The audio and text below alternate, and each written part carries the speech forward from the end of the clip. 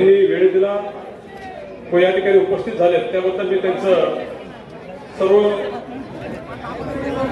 नव्याने प्रवेश केलेल्या कार्यकर्त्यांच्या वतीने व दौंड तालुका राष्ट्रवादी काँग्रेस व शहराच्या वतीने तालुक्याच्या वतीने आभार मानतो। त्याचबरोबर या ठिकाणी त्यांच्याबरोबर बीड जिल्हा राष्ट्रवादी काँग्रेसचे अध्यक्ष आदरणीय प्रफुल्लदादा गारटकर साहेब तसेच दौंड तालुक्याचे माजी आमदार अभिषप्पा थोरात, दौंड तालुका राष्ट्रवादी काँग्रेसचे नेते वीरधवन बाबा जगदाळे साहेब, त्याचबरोबर वैशालीताई नागवडे मॅडम, त्याचबरोबर या ठिकाणी या कार्यक्रमात उपस्थित असलेले दौंड तालुक्याचे नितीन दोरगे व सर्व पदाधिकाऱ्यांचे मी व शहराचे अध्यक्ष नितीनजी स्वामी आपल्या सर्वांचे मी या प्रवेशाच्या निमित्ताने आभार मानतो व हा कार्यक्रम इथं संपला असं जाहीर करतो। स्वप्नीलच्या बरोबर, नंदू पवारांच्या बरोबर, इव्हन मी त्याच्या संदर्भामध्ये अनेक सहकारी मित्रांच्या संदर्भामध्ये फार बारकाईने सगळ्यांशी चर्चा केली। खूप वेगवेगळे माझी पण मतं सांगितली, त्यांची पण मतं समजून घेतली। मी त्यांना म्हटलं की मी मदत करायला तयार आहे ना। माझ्या हातात आज 8 लाख कोटीचा अर्थसंकल्प आहे। साधारण आता 4 लाख कोटी रुपये माझे पगाराला, पेन्शनला आणि बाकीच्या कामाला जातात आणि बाकीचे 4 लाख कोटी रुपये आमच्या लाडक्या बहिणींना, त्याच्यामध्ये आमच्या लाडक्या भावांना 3, 5, 7.5 हॉर्सपावरच्या मोटरला तुम्हाला मोफत वीज केलेली आहे। तुम्हाला काही शेतकऱ्यांना आम्ही दर महिन्याला त्यांच्या अकाउंटला पैसे टाकतो। आम्ही दिव्यांगांचे पैसे आता वाढवलेले आहेत, महिना 2,500 केलेले आहेत। बाकीच्या संजय गांधी निराधार श्रावण बाळ, माझ्या 75 वर्षाच्या वरच्या लोकांना एसटी फ्री केलेली आहे, महिलांना एसटी अर्धा तिकीट केलेली आहे। अशा खूप काही गोष्टी केलेल्या आहेत। माझ्या गोरगरीब जनतेच्या मुलांना, मुलींना शिक्षण फुकट त्या ठिकाणी केलेलं आहे। बऱ्याच गोष्टी आहेत, सांगत बसलो तर वेळ कमी पडेल आणि ह्या सगळ्या गोष्टीचा आपल्याला उपयोग करून घ्यायचा।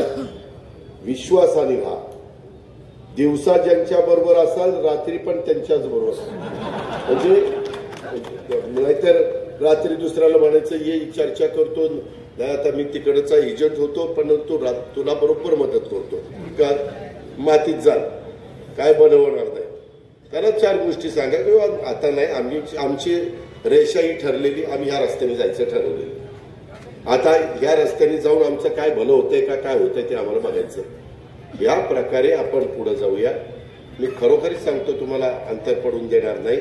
आणि सुदैवाने माझे अलीकडच्या काळामध्ये मोदी साहेब असतील, अमित शाह साहेब असतील, वैष्णवी साहेब असतील किंवा शिवराज चव्हाण साहेब असतील, ज्योतिराजे सिंधिया असतील, अनेक मान्यवरांच्या ओळखी आपल्या झालेल्या आहेत, उद्योगपतींच्या ओळखी झालेल्या आहेत। मगाशी स्वप्नील का कोण म्हणत होतं की आमच्या इथला आता तो केमिकल झोन तसला नका, दुसऱ्या प्रकारचे कारखाने आला। आपल्याकडे रस्त्याच्या, पाण्याची, लाईटची सुविधा असल्यानंतर लोक इंडस्ट्री टाकायला मागं पुढं बघत नाही। आता ते केलं तर मध्ये एक सिमेंटचा कारखाना आला। लोक म्हणतात राव दादा त्या सिमेंटच्या कारखान्याचे ती काय हे पावडर उडती आणि ती पिकाचंच नुकसान व्हायला लागलं। म्हणजे करताना आपल्याला माहिती नव्हतं की सिमेंटच्या कारखान्याने असं काय होईल, परंतु ते त्याला आता डस्ट कॅचर बसवावं लागेल। म्हणजे ते जे काही पावडर बाहेर पडती ती डस्ट, म्हणजे ती डस्ट म्हणून आपण घडीवर ती कॅच करायची त्या कॅचरने, डस्ट कॅचर। साखर कारखान्याला पण आम्ही बसवतो। पूर्वीच्या काळामध्ये तुम्हाला जुन्या लोकांना माहिती असेल, ती चिमणी असायची, त्याच्यातनं धूर निघायचं, त्यावेळेस काजळी फिरायची आजूबाजूला 2-3 किलोमीटर मध्ये काजळी फिरायची, जाडलं तरी काजळी अंगावर पण पांढऱ्या कपड्यावर तर लगेच दिसायची। आता त्याला डस्ट कॅचर बसवतात। त्याचा नवीन सायन्स फार पुढे गेलं। मी मगाशी तुम्हाला एआयचं सांगितलं, ते तर इतकं सांगण्यासारखं आहे। आम्ही आता कृषक जानेवारीमध्ये घेतोय, तुम्ही कधीतरी बारामतीला येऊन ते पहा की तिथं आम्ही शेतावर, म्हणजे आम्ही असं स्क्रीनवर दाखवत नाही, फील्डवर। आता कांदा, नवीन एक कांदा डेव्हलप केलेला आहे, तो कांदा काढल्यानंतर 8 महिने चांगला राहतो। किती? 8 महिने। जो काही आपला आता अलीकडे कांदा काढला की तो खराब होतो, नाचतो, फेकून द्यावा लागतो, भाव कमी होतात, कमी झाले की त्रास होतो, जास्त झाले की पैसे मिळतात। त्याच्यामुळं एक नवीन 7 ते 8 महिने चालणारा कांदा। मित्रांनो, तुम्ही तर माझ्यावर विश्वासच ठेवणार नाही। आज सकाळी मी गेलो, त्याच्यामध्ये मॅग्नेट आहे, मॅग्नेट। ह्याच्या आधी आता आम्ही तिथं प्रयोग केले, त्यामध्ये हवे आणि मुळांवरनं ती पिकं ग्रीन हाऊसमध्ये ती काढली जात होती. आता ते मॅग्नेट असं ते झाडेवर खाली आहे मॅग्नेट, त्याला पाणी पण नाही माती पण नाही तरी भाजीपाला येतो. हे सिद्ध जगामध्ये झालेलं आहे. त्याच्यामुळं आपल्याला टप्प्याटप्प्याने मी जे सांगतो त्याच्यामध्ये तुम्हाला मी पीडीसीसी बँकेकडनं देखील कर्ज मिळवून देईल, तुमची करायची तयारी असेल तर. नाहीतर लागण करायची तिकडं आणि इकडे येऊन गप्पा आणायच्या. आप्पा आज असं काय बोलत होता कुणाला माहिती. आणि दादाने जरा माहितीच बोललेलं दिसतोय. आणि ती परदेशात जाऊन काय करत. अरे तुला काय करायचं, तुझ्या रानात पहिलं गाजर गवत काढ ना तिच्या मायाने. पहिला धंदा पाणी चांगलं कर, 2 पैसे कमव, पोराबाळांना चांगलं शिक्षण दे, कुटुंब मर्यादित ठेव, पलटण वाढवत बसू नको, चांगलं शिक्षण दे, चांगला कपडा लत्ता दे, चांगलं निर्व्यसनी राहा. पण दुनियाच्या चर्चा, याचं काय झालं, त्याचं काय झालं, त्याचं काय व्हायचं ते होईल, तुझं काय झालं ते बघणार. त्याच्या खाली जळते त्याचं तिसरंच चाललंय. हे असं बाबांनो करू नका. हे कुणी तुम्हाला सांगणार ना, पण मी सांगेन. कारण आपण एका परिवारातले एका घरातले, शेवटी आपला समाज पुढे गेला पाहिजे, आपला दौंड तालुक्यात शहर पुढे गेलं पाहिजे, जिल्हा पुढे गेला पाहिजे. अशा पद्धतीनं आपण त्या बाबतीमध्ये पुढं जाऊया, पुढं करूया. आज ह्या सगळ्यांच्यामुळं निश्चितपणे आपल्याला सगळ्यांना मदतच होणार आहे. त्याबद्दल मला दुमत असायचं कारण नाही. उद्याच्या काळामध्ये योग्य माणसांना तिथं उमेदवारी देण्याचं काम, काही तरुण रक्ताला संधी देण्याचं काम, काही अनुभवी लोकांना संधी देण्याचं काम, हे पण आम्ही त्या बाबतीमध्ये करू. आणि मित्रांनो, मी ज्यावेळेस तुम्हाला सांगत असतो त्यावेळेस मी करून दाखवलेलं आहे.